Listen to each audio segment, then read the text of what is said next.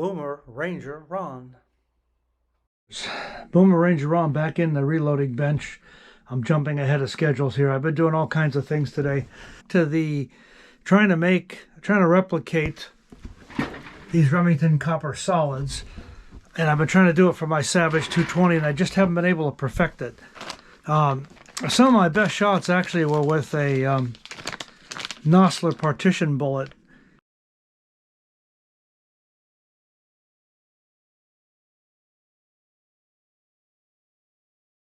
You've seen me post this on Facebook before, on the Buck and Slug Reloaders group. This is it. This is shell number 2. And in here is shell number 3. Barnes 290 grain TEZ bullet.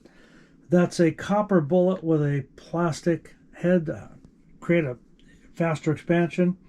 And I have 29 grains of blue dot in here. Please do not take this as gospel if you try to reload. Do your own homework. Buy your own books. Experiment. Start way below.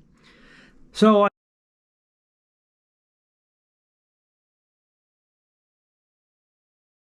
on the drill press, I did the roll crimps. And somehow I managed to press too hard.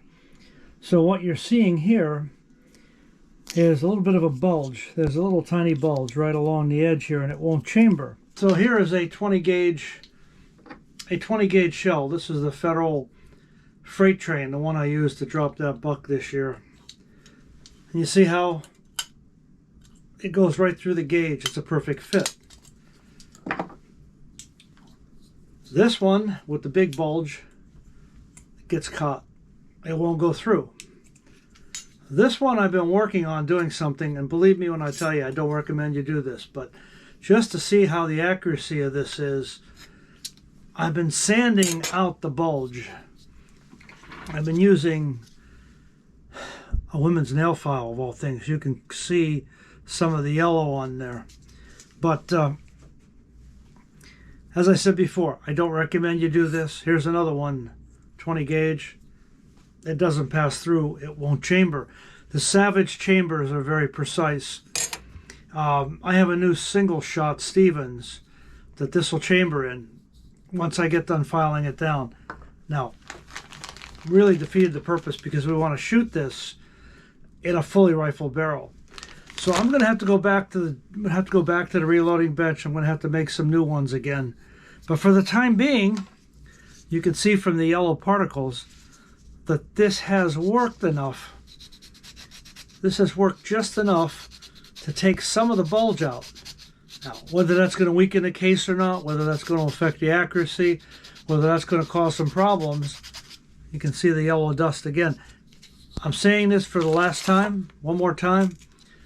It looks like it's going to chamber, but I don't recommend you do this because it's still tight and there's going to be less of this case shown.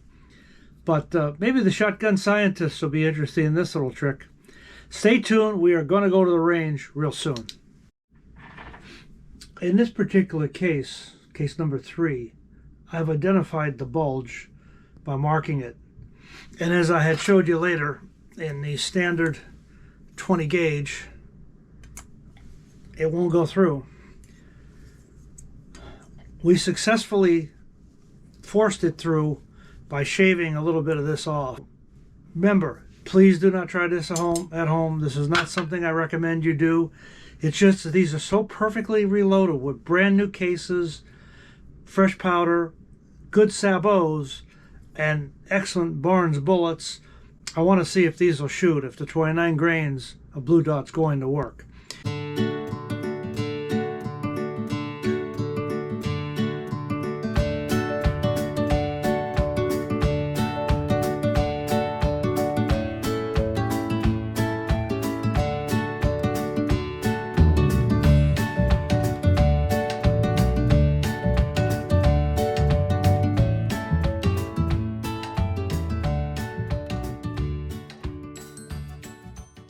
I don't have the chronograph set up high enough, and I don't want to shoot the wind vane or the sun vane off, so you hold on until the first break. All right, here we go. We're going to shoot the Remington first.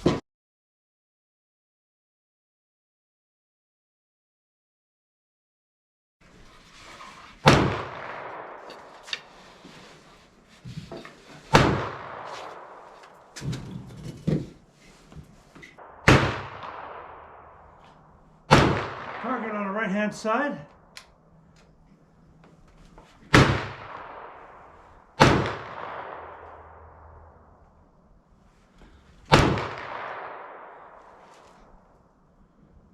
Seven power.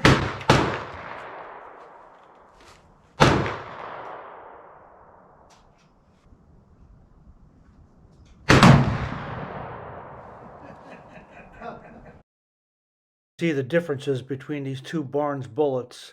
The MZ has no nylon insert and the other one does.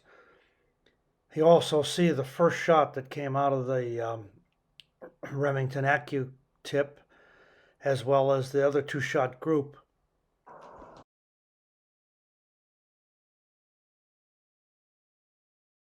2 yards away, and I hit just to the left-hand side of the bullseye with standard factory ammo. Now we're going to test my reloads.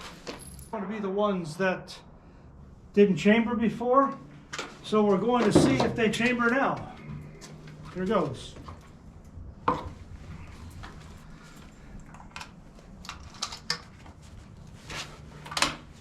They chambered.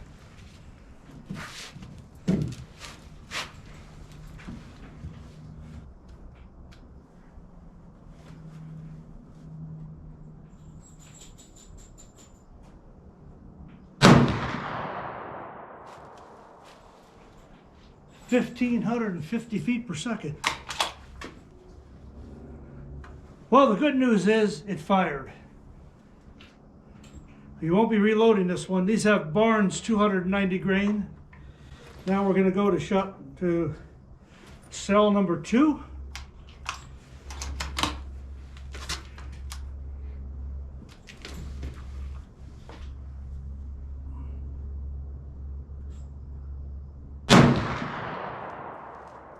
(1,556 feet per second). Shot number 3 did chamber, number 1 and 2 chamber, and they hit the bullseye with some consistency. So now we're going to do shell number 3.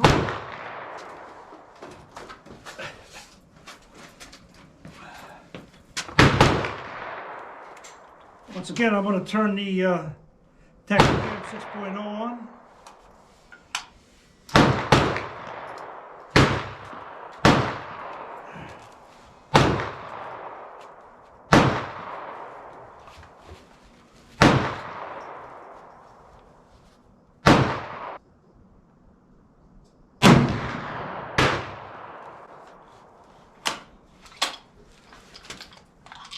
Shot number 3 fired, and it looks like it hit the bullseye. So, I did forget to put my safety glasses on. As a range safety officer, that was bad. All right, so we're going to shut this off. All right, sports fans. So now we're going to shoot the Barnes 54 caliber Barnes at 2 3/4. Let's see how we do with those. Stay tuned.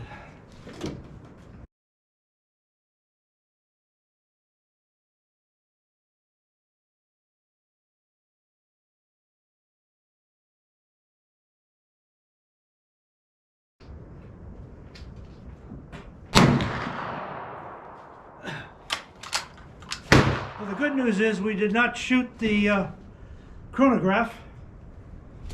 And what did we get?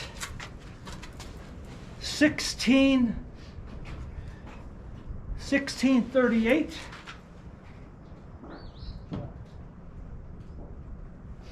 Let's do shell number 2.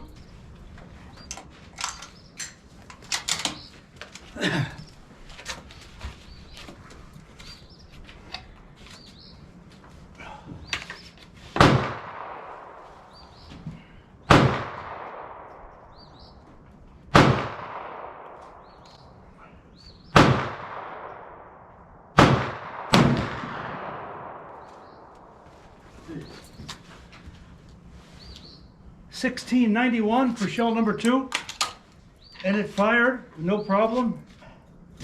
I want to set this down now just because I don't want it to overheat. We're going to shut that off right now. Give the gun a little time to cool down.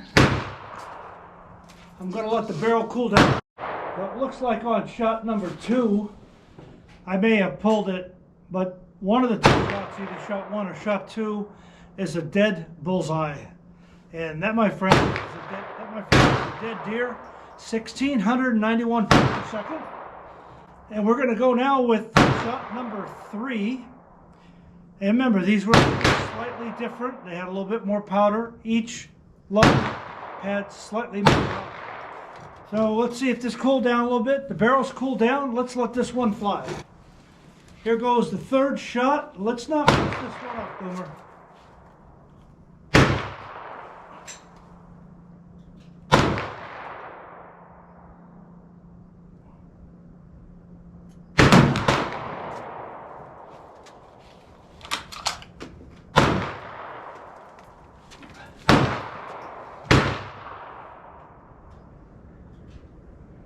$17.75. So we had 1 bullseye, 1 flyer, and the bigger hole in the bottom, I suspect the sabot remained attached as it flew through the target, because that hole is considerably bigger.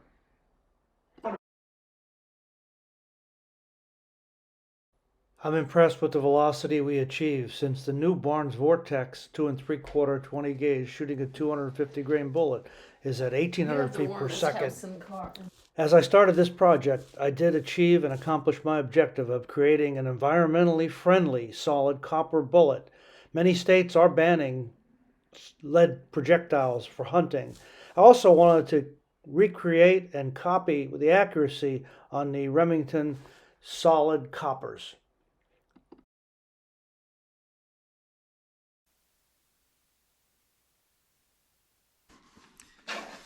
Our initial factory load with the SST did well.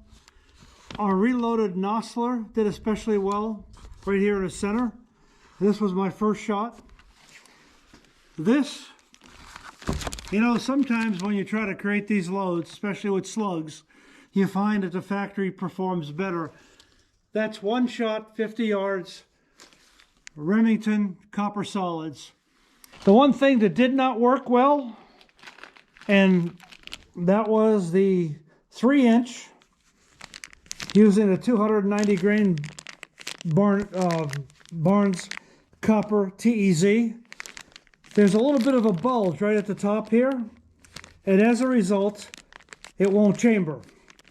These are going to have to be opened up and remade. The chronograph worked nicely.